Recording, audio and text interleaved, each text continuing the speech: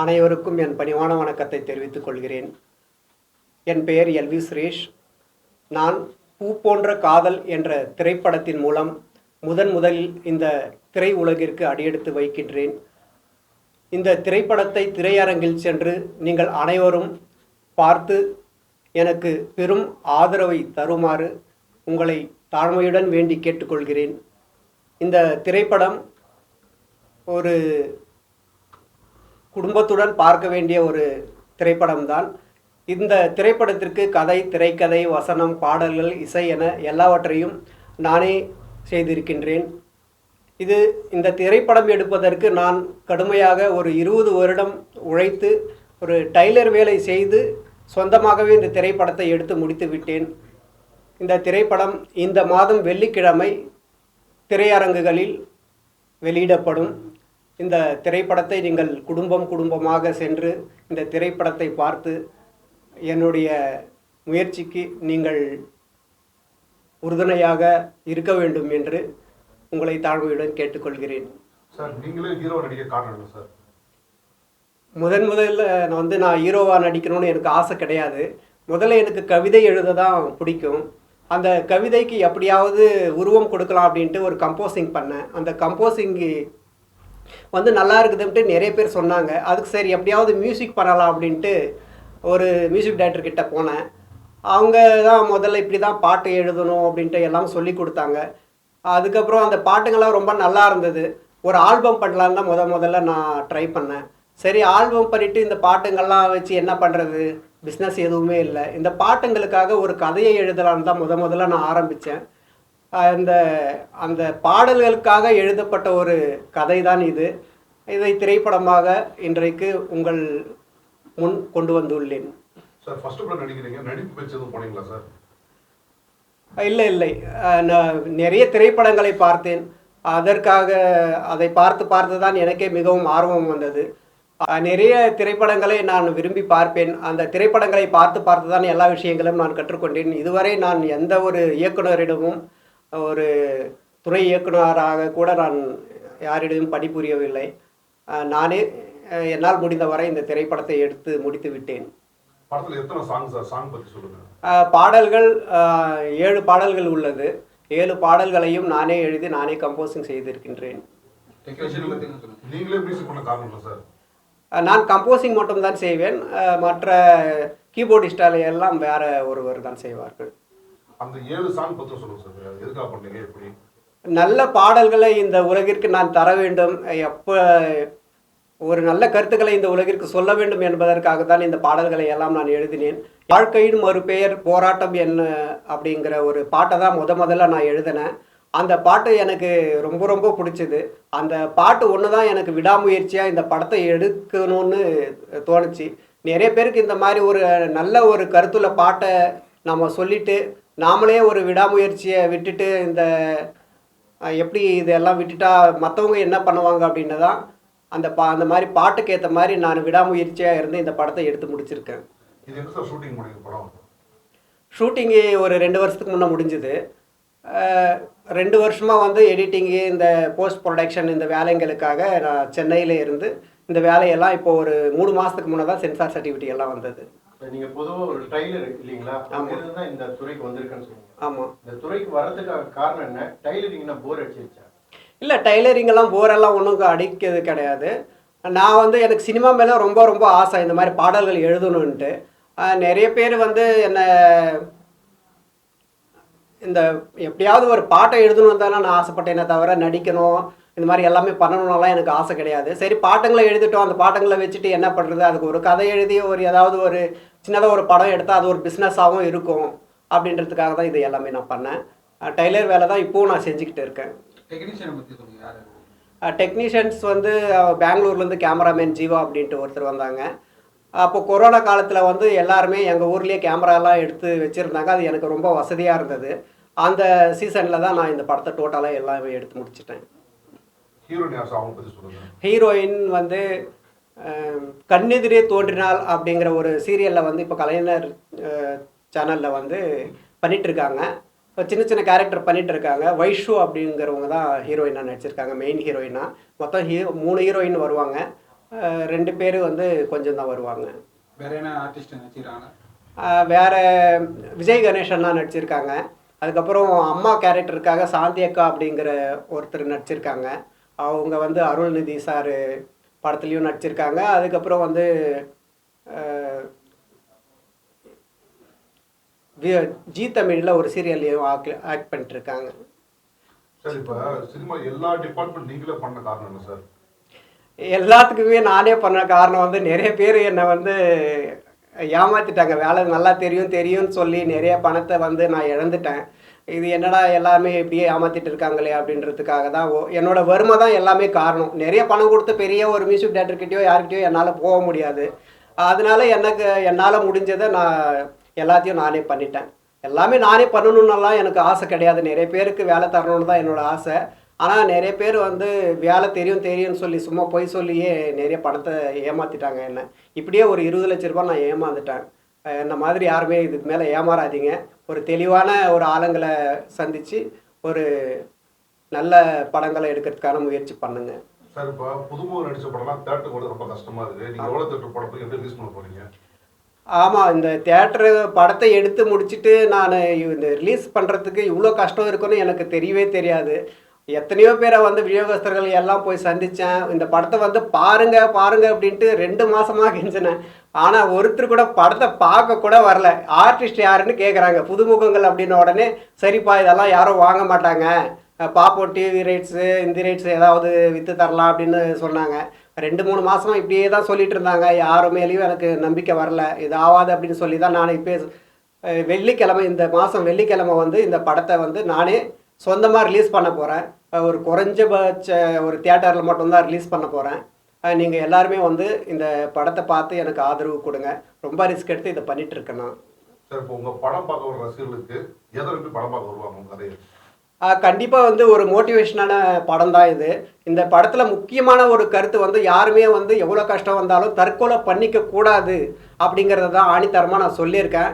கண்டிப்பாக இந்த படத்தில் வந்து இந்த பாட்டுங்க வந்து உங்கள் ஒவ்வொரு வரியும் வந்து உங்கள் நெஞ்சத்தொடும். கண்டிப்பாக அருமையாக இருக்கும். ஏன்னா இந்த பாட்டுங்களை வந்து நிறைய பல ஆயிரக்கணக்கான பேர்கிட்ட நான் பாடி காட்டிட்டு இந்த பாட்டு நல்லா இருக்குன்னு நிறைய பேர் சொன்ன பிறகு தான் இந்த படத்தையே நான் எடுக்க ஆரம்பித்தேன். அதனால் கண்டிப்பாக ஃபஸ்ட்லேருந்து லாஸ்ட் வரைக்கும் உங்களுக்கு போர் அடிக்காமல் இருக்கும். 2.25 மணி நேரம் நல்லா இருக்குன்னு நிறைய பேர் சொல்லியிருக்காங்க. இது தியேட்டரில் ரொம்ப ரிஸ்க் எடுத்து நான் இப்போது இந்த வெள்ளிக்கிழமை ரிலீஸ் பண்ண போகிறேன். சேலம் ஏரியா மட்டும் இப்போது ரிலீஸ் ஆக போகுது. கொஞ்சம் கொஞ்சமாக அடுத்தடுத்து தமிழ்நாடு முழுசும் இந்த எல்லா தியேட்டர்லேயும் ரிலீஸ் ஆகும். அடுத்து என்ன சார் ட்ரை பண்ண போகிறீங்க சினிமா? ஏன்னா நிறைய டிபார்ட்மெண்ட் பண்ணியிருக்கீங்க. அடுத்து என்னவா ஆசைப்படுறீங்க? நான் இந்த படம் எடுக்கிறதுக்கே எனக்கு ரொம்ப கஷ்டப்பட்டு தான் இது பண்ணேன். ஆனால் இந்த படத்தில் அமௌண்ட்டு வந்தால் மட்டும்தான் மறுபடியும் நான் அடுத்த படத்துக்கு போவேனே தவிர மறுபடியும் சம்பாரித்து இந்த படத்துக்கே நான் செலவு பண்ணிட்டெல்லாம் இருக்க மாட்டேன். நான் டெய்லர் வேலை செஞ்சுட்டு இருக்கேன். ரெடிமேட் தொழில் ஆரம்பித்து மறுபடியும் நான் பழைய நிலைமைக்கே போயிடுவேன். ஆனால் இந்த படத்தில் மக்கள் ஆதரவு வந்து ஓரளவுக்கு ஒரு அடுத்த படம் எடுக்கிற அளவுக்கு எனக்கு அமௌண்ட் வந்துச்சுன்னா கண்டிப்பாக சின்ன பட்ஜெட்டில் பூ போடுற காதலன் அப்படிங்கிற 2 அப்படிங்கிற ஒரு படத்துக்கு கதை ரெடியாக இருக்குது. இன்னொரு 2-3 மாதத்தில் அந்த படத்தையும் நான் வெளியிட்டுருவேன். சார் இப்போ ப்ரொமோஷன் நீங்கள் மட்டும் வந்திருக்கீங்க, வேறு யாருமே வரவில்லை. அதை பற்றி உங்களுடைய கருத்து என்ன சார்? ப்ரொமோஷனுக்கு நிறைய பேரை நான் கூப்பிட்டேன். இப்போ வந்து நான் ரொம்ப இதாக இருக்கிறதுனால யாருமே எனக்கு மரியாதை கூட கொடுக்க மாட்டேங்கிறாங்க. இந்த படம் ஹிட்டானா நிறைய பேர் வருவாங்க. இப்போ நம்ம தாழ்மையாக இருக்கிறதுனால ஹீரோயினை கூட கூப்பிட்டேன்.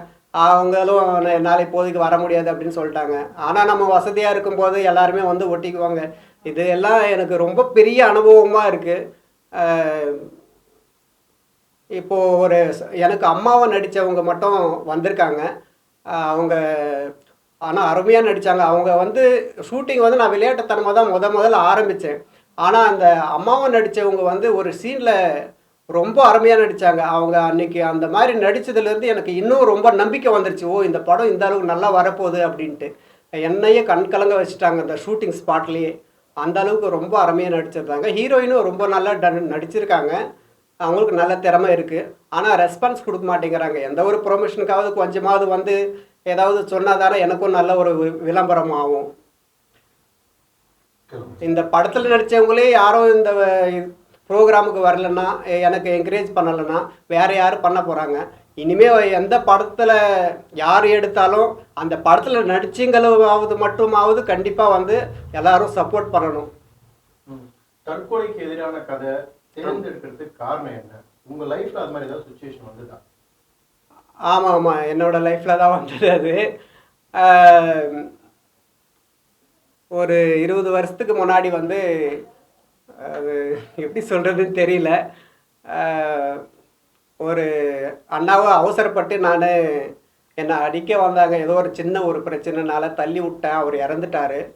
அவர் இறந்ததுக்கப்புறம் நான் ஜெயிலுக்கு போயிட்டேன். எனக்கு 7 வருஷம் தண்டனை கொடுத்துட்டாங்க.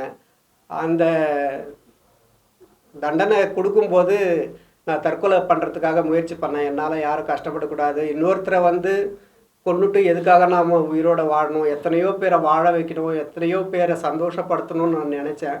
அந்த சம்பவத்தை நினச்சா இப்போ கூட எனக்கு ரொம்ப கஷ்டமாக தான் இருக்குது. அதுக்கு பரிகாரமாக இந்த படத்தில் நிறைய பணம் வந்துச்சுன்னா நிறைய பேருக்கு அன்னதானம் பண்ணணும். அந்த மாதிரி தான் எனக்கு ரொம்ப ரொம்ப ஆசையாக இருக்குது. அந்த 7 வருஷம் தண்டனை முடிச்சுட்டு எத்தனையோ தடைகளெல்லாம் மீறி தான் இந்த படத்தை நான் எடுத்து முடிச்சிருக்கேன். அதுவும் வந்து இப்போ கடைசியாக வந்து ஒரு 6 லட்ச ரூபாய் கடன் வாங்கி தான் இந்த சென்சார் இது எல்லாமே முடிச்சிருக்கேன். என்னுடைய நண்பர்கள் என்னை நம்பி பணம் கொடுத்த எல்லா நண்பர்களுக்கும் 2 மடங்காக எப்படியாவது இந்த பணத்தை தர வேண்டும் என்று நான் போராடி கொண்டிருக்கின்றேன். என்னுடைய நேர்மையை மட்டுமே இந்த அளவுக்கு இன்றைக்கு என்னை இங்கே கொண்டு வந்து நிறுத்தியுள்ளது என்பது தான் உண்மை. இந்த அக்கா பேர் தான் சாந்தி அக்கா அப்படிங்கிறது. முதல்ல இந்த அக்காவோட நடிப்பு தான் எனக்கு ரொம்ப ரொம்ப பிடிச்சிருந்தது. என்னையே கண்கலங்க வச்சுட்டாங்க. இந்த அக்கா என்னோட படத்தில் நடித்ததுக்கு அப்புறம் தான் எனக்கு ஒரு பெரிய நம்பிக்கையே வந்துச்சு, இந்த படம் கண்டிப்பாக நல்லா போகும் அப்படின்ட்டு. அதே மாதிரி இப்போ நிறைய பேர் நல்லா இருக்குது இந்த படம் அப்படின்னு சொல்லியிருக்காங்க. இந்த அக்காவை தான் அதனால தான் நான் இப்போ இன்றைக்கி கூப்பிட்டுருக்கேன். இந்த அக்கா அந்த படத்தை பற்றி ஏதாவது சொல்லுவாங்க. ஆனால் இந்த என்ன அமௌண்ட்டு என்ன ஏதுன்னு கூட கேட்காம நான் இவ்வளோ கஷ்டப்பட்டு இந்த படம் பண்ணுறேன் அப்படின்றதுக்காக நிறைய உதவி பண்ணாங்க. குறைஞ்சபட்சம் நான் இந்த இவங்களுக்கு நான் கொடுத்த பணம் அவங்க பஸ் ஃபேருக்கு கூட பத்தலைன்னு எனக்கு நல்லாவே தெரியும். இந்த படம் நல்லா போச்சுன்னா கண்டிப்பாக இந்த அக்கா அவங்களுக்கு 1 லட்சமோ 2 லட்சமோ நான் கொடுத்தா மட்டும்தான் என் மனசு ரொம்ப சந்தோஷமாக இருக்கும். இப்போ கூட அவங்க வந்து நான் கூப்பிட்ட உடனே வந்து இந்த மாதிரி எனக்கு உதவி பண்ணியிருக்காங்கன்னா நிஜமாகவே என்னோட அம்மாவை தான் நான் அவங்கள நான் நினைக்கிறேன். அவங்க என்ன மகனாக தான் அவங்க என்னை நினைக்கிறாங்க. வணக்கம்ப்பா, என் பேர் சாந்தி. பூ போன்ற காதலில் சுரேஷ் வந்து ஹீரோ, அவருக்கு அம்மாவை பண்ணியிருக்கேன். இந்த படம் ரொம்ப கஷ்டப்பட்டு தான் எடுத்திருக்காங்க. இந்த படத்தில் நடிக்கிறதுக்கு ஃபஸ்ட்டு எனக்கு தெரியாது. இது மாதிரி அவர் சுக்கரன்னு சொல்லிட்டு ஒருத்தர், அவங்க இது மாதிரி சுரேஷ் தம்பி ஒரு படம் பண்ணிகிட்டு இருக்காங்க, உடனே வந்து நீங்கள் வர முடியுமா அப்படின்னு கேட்டாங்க. சரின்னு எதுவுமே கேட்கல. ஏன்னா நான் நிறைய படம் பண்ணிகிட்ருக்கேன். எஸ் ரவிக்குமார் படத்துலலாம் சின்ன சின்ன கேரக்டர் பண்ணிகிட்ருக்கேன். இப்போது லாஸ்ட்டாக நடந்தது வந்து கழுவேந்தி மூர்க்கனில் அருள்நிதிக்கு அம்மாவை பண்ணியிருக்கேன். நிறைய படம் களவு தொழிற்சாலை, சூடு, நிறைய ஒரு பட்ஜெட் படத்தெல்லாம் பண்ணியிருக்கேன்னு வச்சுக்கோங்க. நான் வந்து பெரிய அளவுக்குலாம் இல்லை. இருந்தாலும் இந்த படத்தையும் கேட்டதும் நான் எதுவுமே கேட்கல. சரி, ரொம்ப கஷ்டத்தில் பண்ணிகிட்ருக்கேம்மா, நீங்கள் வந்து பண்ணி கொடுங்க அப்படின்னு சொன்னதும் உடனே போனோம். ஆனால் அங்கே போனதில் நல்ல மரியாதை, நல்லா பார்த்துக்கிட்டாங்க, எந்த ஒரு இதுவும் இல்லை. அந்த படம் வந்து நல்லா வரணும், ரொம்ப கஷ்டப்பட்டு எடுத்தாப்புல. அதனால் அந்த தம்பிக்காக தயவுசெய்து இந்த படத்துக்கு நீங்கள் எல்லோரும் ஆதரவு கொடுங்க. எனக்காக இல்லைனாலும் தம்பி சுரேஷுக்காக வேண்டி ஆதரவு கொடுக்கணும். இந்த படத்தை எல்லோரும் பார்க்கணுன்னு என்னுடைய வேண்டுகோள். நான் தயவுசெய்து அவங்க எல்லாரையும் கேட்டுக்கிறேன். இந்த தற்கொலை முயற்சி வரைக்கும் போயிட்டாப்புல. நான் போன மாதம் வந்து நான் ஒரு யூடியூப்பில் பார்த்தேன். இது மாதிரி நான் அழுதுகிட்டே பேசியிருந்தார். உடனே நான் ஃபோன் பண்ணி என்ன சுரேஷ்ன்னு கேட்கலாம்னு சொல்லிட்டு ஃபோன் அடித்தேன், எடுக்கவே இல்லை. நானே பயந்துட்டேன் பாவம். ஏன்னா அவங்க அம்மா ரொம்ப கஷ்டப்பட்டு அழுது என்கிட்ட சொன்னாங்க, என் பிள்ளை நல்லா வரணும், முன்னுக்கு வரணும், அவங்க டெய்லர் கடை தான் வச்சுருக்காப்புல, அந்த கஷ்டப்பட்டு அவங்க வரணும்னு நாங்கள் ஆசைப்பட்றோம் அப்படின்லாம் சொன்னாங்க. அவங்க மனைவியும் ரொம்ப சாதுவான பொண்ணு, ரொம்ப கஷ்டப்பட்ட பொண்ணு. அவங்க வீடு நிலம் எல்லாத்தையும் விற்று, அவங்களுடைய நகையெல்லாம் விற்று தான் இந்த படத்தை எடுத்திருக்காங்க. சொல்லப்போனால் இவங்க அதெல்லாம் எனக்கு எதுவுமே தெரியாது. அவங்க அம்மா தான் எனக்கு சொன்னாங்க, சரி என் பிள்ளை ரொம்ப கஷ்டப்படுறாம்மா, எப்படியாவது என் பிள்ளை முன்னுக்கு வரமாட்டானா அப்படின்னு சொல்லிட்டு என்கிட்ட ரொம்ப கண் கலங்கி பேசியிருந்தாங்க. அதனால் நாங்கள் எதுவுமே கேட்கல அவங்கள்ட்ட. எங்களுக்கு இவ்வளோ கொடுங்க, அவ்வளோ கொடுங்க, அது கொடுங்கன்னு எதுவுமே கேட்கல. அவங்க பஸ் எப்படியே அழைச்சிட்டு போய் நல்ல மரியாதையாக எங்களை அனுப்பிச்சி வச்சாங்க, அதுவே போகிறோம். அதனால் தயவு செய்து இந்த படத்துக்கு ஆதரவு கொடுங்க. வேற என்ன நான் சொல்கிறது. இந்த படத்தை வந்து இந்த அளவுக்கு சென்சார் சர்டிஃபிகேட்டு வாங்கி ஒரு தியேட்டரில் வரைக்கும் கொண்டு வந்ததே பெரிய சாதனையாக தான் நான் நினைக்கிறேன். என்னோட நிலைமையை பார்த்தாங்கன்னா எல்லாரும் அப்படி தான் கேட்குறாங்க, எப்படிடா இந்த படத்தை எடுத்த, ஒரு சாதாரண ஒரு மனுஷனாக இருந்து அப்படின்ட்டு. என்னோட ரொம்ப விடாமுயற்சி தான் இதுக்கு காரணம். நிறைய பேர் வந்து நிறைய தப்பு பண்ணுறாங்க. நிறைய கடன் வாங்கி இந்த படத்தில் வந்து பணம் வரும், தியேட்டரில் நல்லா வசூலாகும் அப்படின்ற ஒரு நம்பிக்கையில எல்லாம் ஃப்ரெண்ட்ஸுங்கிட்டலாம் நிறைய கடன் வாங்கி எல்லாம் படத்தை எடுக்கிறாங்க.